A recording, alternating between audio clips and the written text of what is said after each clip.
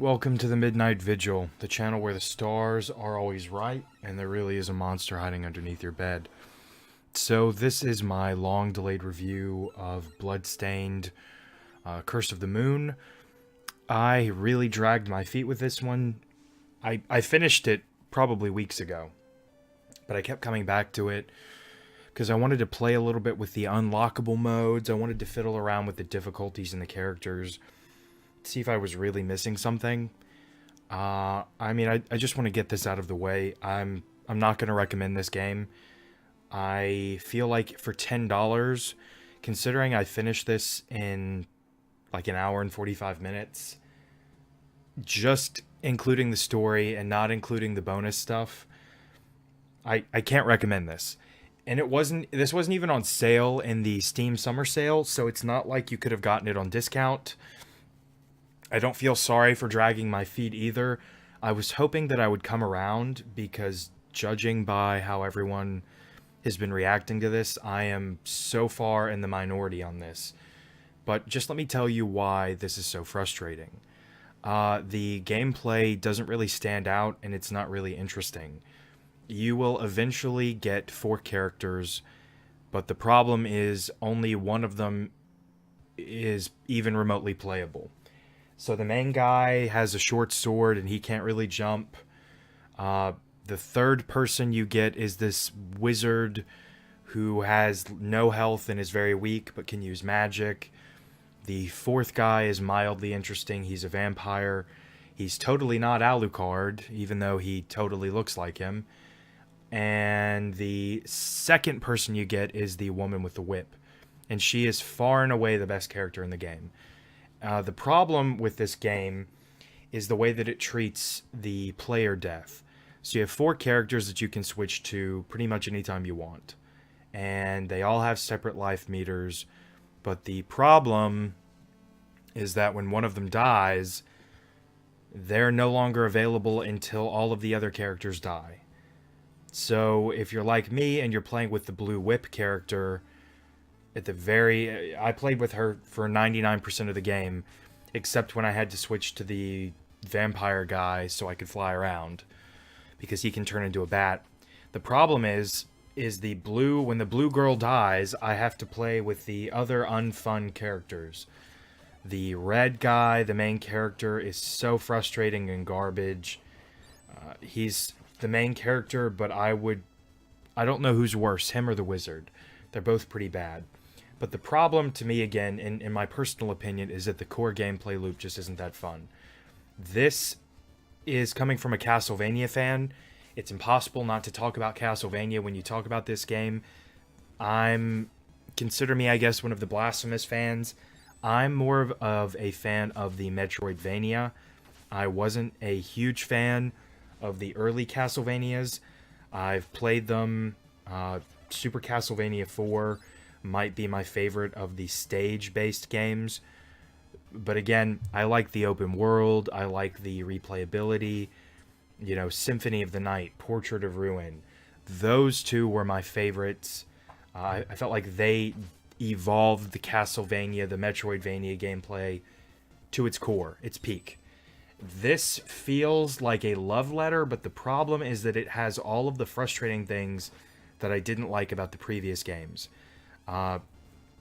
You get knocked back when you get hit, and you're gonna get knocked back all the time, and you're gonna get knocked back off of platforms, and you're gonna die. And when I'm depending on the blue girl exclusively, because she's the only character in this game that has any sort of agility, she can jump the highest, she seems to move the quickest, she's the most responsive, she has the most range on her weapon. She is, again, far and away the most useful character. And when you're getting knocked back on these platforms and you're falling into bottomless pits, she's dead for the rest of the level, functionally. And I got so reliant on her and I was so frustrated with the other characters, I was just throwing myself off of platforms just so I could go back to playing with her. What is the point of having 4 characters if only one of them is playable or even fun to play as? It doesn't make any sense to me. The combat is fine, I guess. It feels too easy at times. It's way too short. For $10, I can't recommend this game to you. Um, you know, if it was on sale, maybe I could have done this review way earlier. I bought this when it came out. I've really been dragging my feet because I had a terrible time with this game personally. The music really underwhelmed me. You know, the menu music is pretty good. The final stage, stage 7, has pretty good music, and the rest of the game is just this black hole in my memory. Didn't stand out to me at all. There's some replayability. The game lets you go back and repeat stages from the very beginning. So when you get the vampire character and you have all 4 people, you can go back and you can re-explore areas and get better upgrades. The game's easy enough, you're not going to need to do this. And the problem is, when you go back and you explore other areas, you start at the very beginning. So I'm already not having fun. I'm already having to replay these areas. The level skip just sends you way back to the beginning. So it's not like you could go back to the section you wanted. There's like no checkpoint. You're not manually saving. So you're just replaying the whole damn game.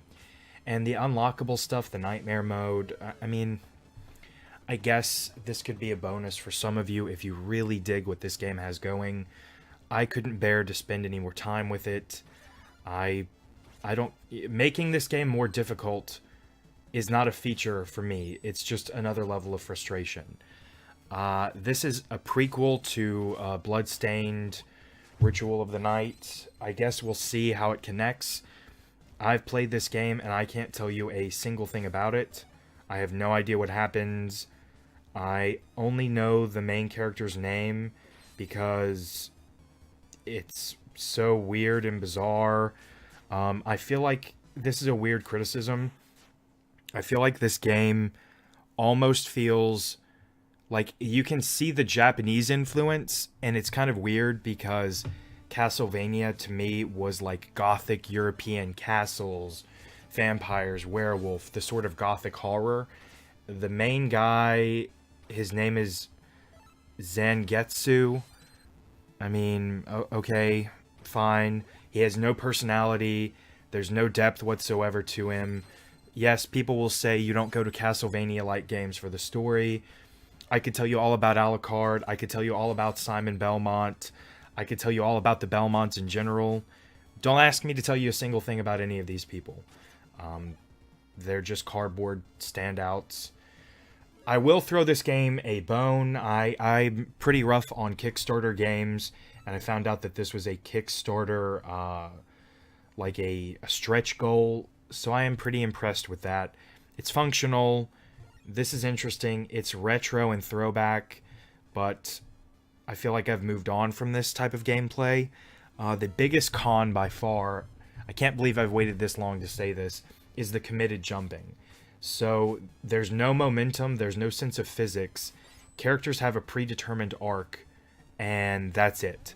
So when you're doing precise platforming jumping in the later levels, there's no momentum. So if you make a bad jump, don't expect your momentum to carry you over. Or if you just barely miss, there's no momentum. Like the jumping is committed jumping. You know, this is very NES. This is very old school. And again, maybe some people that grew up and played them will appreciate it. This just drives me nuts. It reminds me about how far we've come in platformer games, and I don't mean that in a good way at all. So again, I mean, it's up to you. I never tell people what to do. I will mostly just give you my recommendation, and I don't recommend this.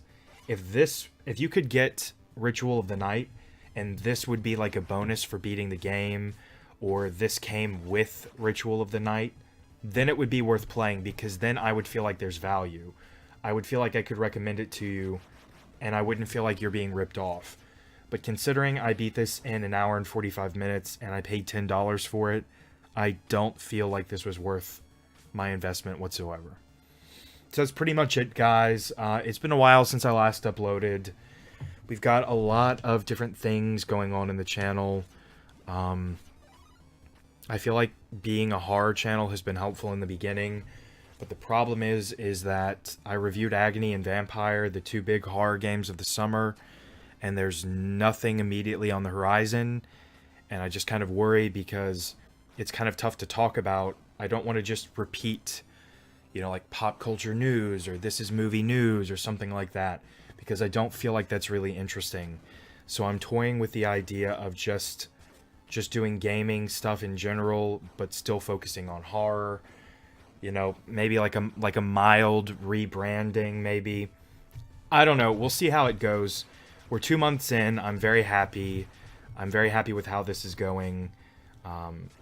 It's kind of tough because I'm in a very niche crowd, and there's not a whole lot of new horror games to talk about besides the ones that have already come out that are interesting. Anyways, let me know in the comments what you think.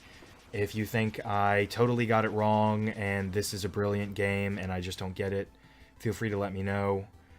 Feel free to tell me if you agree with me that this is frustrating. And as always, I will see you guys next time. Thank you for watching.